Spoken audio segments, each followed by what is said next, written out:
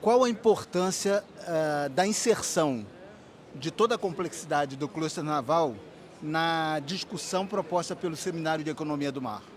Bom, o cluster tecnológico naval por si só já diz da importância de estar nesse seminário. O seminário está na sua terceira versão. Eu gostaria que tivesse uns 30 seminários de diferentes associações falando sobre a economia do mar. Você viu, a plateia não estava tão cheia. E a gente precisa que os jovens, que ouvem pouco da economia do mar, possam ouvir mais e falar mais. Aliás, o futuro do nosso país está na mão deles. E nós precisamos mostrar e eles entenderem e propagarem a importância do mar. O mar não é só onde a gente vai pegar um sol na praia, não é só óleo e gás. Ele vai desde as comunicações, como eu falei, de cabos submarinos, que propicia a gente usar a internet. Agora que o Elon Musk está com aquela antena, mas normalmente é via cabo. Nosso celular chega por navio. Isso significa um navio, significa um porto em uma cidade, um porto num outro continente. Isso se chama tecnologia. Os navios estão cada vez maiores. Os navios estão, apesar de só 3% de poluírem a camada de ozônio, eles estão passando por uma transformação energética para ver um novo combustível menos poluente. Mas ele não vive sozinho, ele tem que chegar no porto. No porto, ele deveria ter condições de atracar e usar energia elétrica. Se for uma energia elétrica vendo numa fonte limpa, por exemplo, no Brasil, não há poluição. Então, veja, tem uma série de atividades ligadas à tecnologia e economia do mar, que um seminário só é pouco.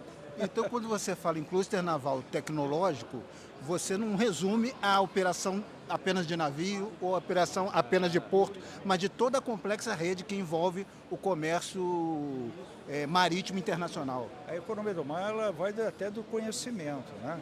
Então o cluster tecnológico naval, ele tem ali conhecimento, ele tem ali plataforma de negócio, ele tem ali uma sinergia com o governo e com a faculdade, porque você precisa da faculdade para ter o conhecimento técnico, ver a justificativa científica para mostrar ao governo e à empresa. Aí o empresário que gera emprego e renda, caramba, eu gostei dessa ideia, eu vou contratar mais gente, eu vou usar essa tecnologia, mas precisa de uma política de Estado. Então os três dentro do cluster ou dentro de qualquer coisa que a gente queira fazer funcionar, precisa ter o ente público, o empresário e a academia. O estado do Rio de Janeiro, com todas as suas características, ele está dando a atenção à altura para que esse debate seja inserido na realidade, por exemplo, dos jovens estudantes, dos jovens em formação, da academia de uma maneira geral? Com certeza, eu vou te dizer algumas coisas que talvez poucos não saibam. O primeiro estado a ter uma política pública de economia do mar é o Rio de Janeiro. O primeiro estado a ter uma secretaria de energia e economia do mar é o estado do Rio de Janeiro. O primeiro estado a ter uma lei falando sobre reciclagem de embarcações ou plataformas é o Rio de Janeiro. O que mais que a gente precisa? O Rio de Janeiro, sem sombra de dúvida, está sendo um exemplo capitaneando a economia do mar brasileira. O próprio cluster ajudou a constituição do cluster da Bahia, o cluster de Natal, o cluster do Amazonas.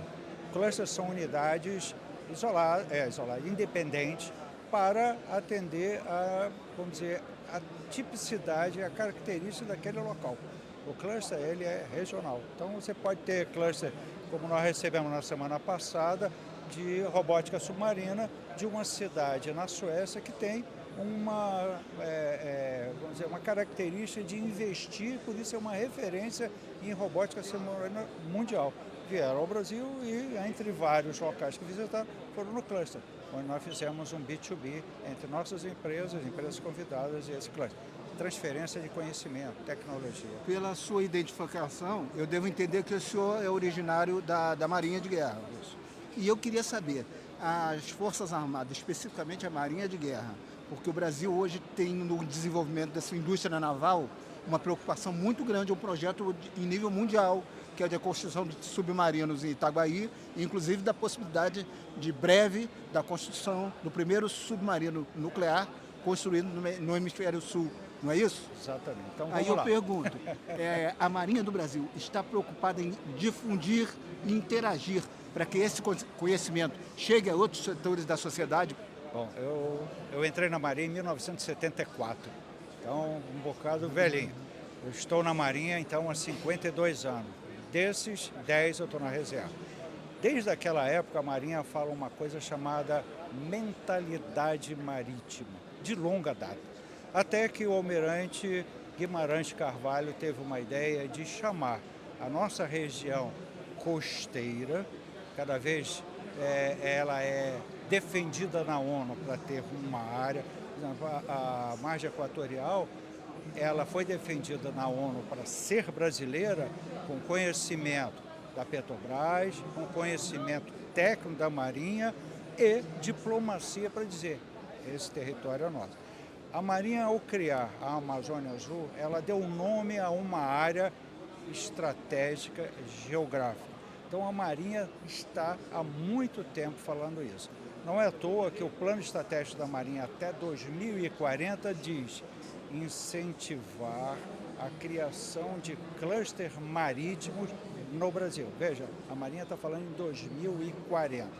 A questão de submarinos e o submarino convencional de propulsão nuclear, isso para não ter ideias erradas, é um submarino normal, só que usa energia nuclear. Tá? Então o Brasil vai ter a expertise de construir, de projetar e manter um navio que digo, submarino, que é pela essência ainda o meio mais difícil de ser detectado. Um submarino ficar no fundo do mar, ninguém sabe o que é aquilo, ele é silencioso. Então é uma arma em potencial. Mas o que a Marinha pretende, e o Brasil também, é tecnologia. O Brasil tem todo um arrasto de tecnologia, não só na energia do submarino, mas, por exemplo, conservação de pinturas usando irradiação, alimentos, até produtos da indústria farmacêutica, você precisa da energia nuclear. Energia nuclear é uma coisa, bomba atômica esquece, foi um início errado. Então a energia ou a tecnologia nuclear, ela é muito necessária no país.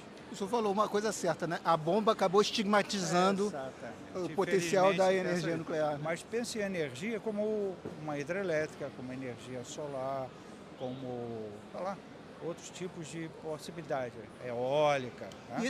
E esse debate tem tudo a ver no momento em que o Brasil, e especificamente o Rio de Janeiro, discute a transição energética, que é um debate... Né? A gente sempre fala em transição energética. Há 2 anos nós tivemos que falar o seguinte, transição energética no mar. Qual é o combustível que vai ter naquele navio? Qual é o motor que vai ser usado para ter naquele navio? Ou seja, tem toda uma tecnologia. Não adianta chegar, não, agora eu vou fazer meu motor elétrico. Não é assim.